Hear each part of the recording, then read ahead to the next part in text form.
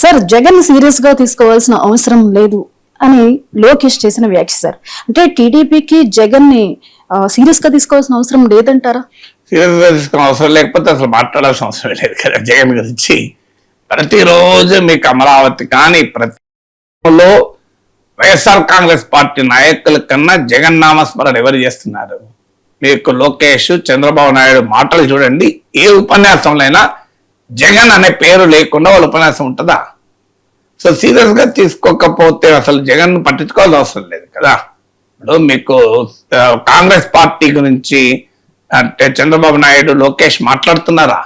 షర్మిల గురించి లేదు, వామపక్ష నేతల గురించి, సిపిఐ రాష్ట్ర కార్యదర్శి ఈశ్వరయ్య గురించి, సిపిఎం రాష్ట్ర కార్యదర్శి వి శ్రీనివాసరావు గురించి, పిసిసి అధ్యక్షులు షర్మిల గురించి చంద్రబాబు నాయుడు కానీ, లోకేష్ కానీ, పవన్ కళ్యాణ్ కానీ ఎప్పుడన్నా ఒక్క రోజన్నా వాళ్ళని విమర్శిస్తూ మాట్లాడారా? మరి వాళ్ళ రాజకీయ ప్రత్యర్థులు కారా? మరి వాళ్ళు ఈ ప్రభుత్వాన్ని సమర్థిస్తారా? కాబట్టి సిపిఎం నేతలు అయితే తెలుగుదేశం ప్రభుత్వానికి వ్యతిరేకంగా చాలా ఉద్యమాలు కూడా చేస్తున్నారు కదా, కూటమి ప్రభుత్వానికి వ్యతిరేకంగా. మరి వాళ్ళ గురించి ఒక్క రోజు కూడా ఎందుకు మాట్లాడలేరు? చంద్రబాబు నాయుడు ఉపన్యాసాల్లో, లోకేష్ ఉపన్యాసాల్లో ఈ ఈశ్వరయ్య ఇలా ఏమనుకుంటున్నాడు, శ్రీనివాసరావు ఏమనుకుంటున్నాడు అన్నడా? అంటే సీరియస్ తీసుకోకపోవడం అంటే అది. కానీ రోజు జగన్ గురించి మాట్లాడుతూ మేము సీరియస్ తీసుకుంటలేమంటే సీరియస్ తీసుకోకపోవడం ఏంటి? జగన్ ప్రజలు మర్చిపోకుండా చేస్తున్నదే కూటమి నేతలు కదా.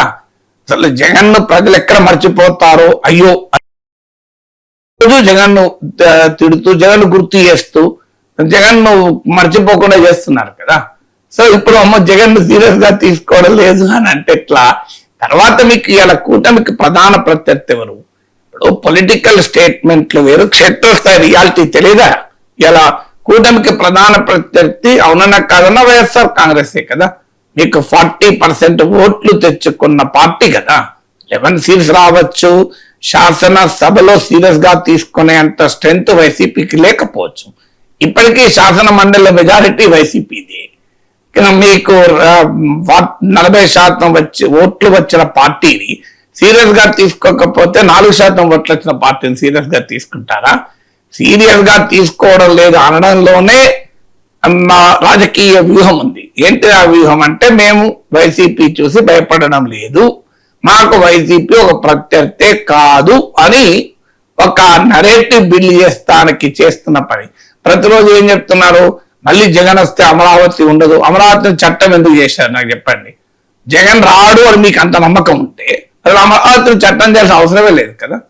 జగన్ సీరియస్ గా తీసుకునే పరిస్థితిలో జగన్ లేకపోతే మరి అమరావతి మీద చట్టం ఎందుకు చేశారు? అమరావతి మీద చట్టం చేసిందే మళ్ళీ జగన్ వస్తే దాన్ని మారుస్తాడేమో, దానికి శాశ్వత ప్రాతిపదిక కల్పించాలని కదా చట్టం చేసింది. మీరు పెట్టుబడులు పెట్టాలనుకున్న వాళ్ళు మళ్ళీ జగన్ వస్తే ఎట్లా అని అడుగుతున్నారని రోజు చంద్రబాబు నాయుడు, లోకేష్ చెప్పడం లేదా? సో జగన్ మళ్ళీ వస్తే ఎట్లా అనే అనుమానాన్ని కూటమి నేతలు ఎక్కువ వ్యక్తం చేస్తున్నారు, వైసీపీ వాళ్ళు కారు కదా. అందువల్ల మీకు రాజకీయాల్లో ఇలాంటి స్టేట్మెంట్లు ఇస్తూ ఉంటారు. రియాలిటీ ఏంటనేది కనబడుతుంది కదా.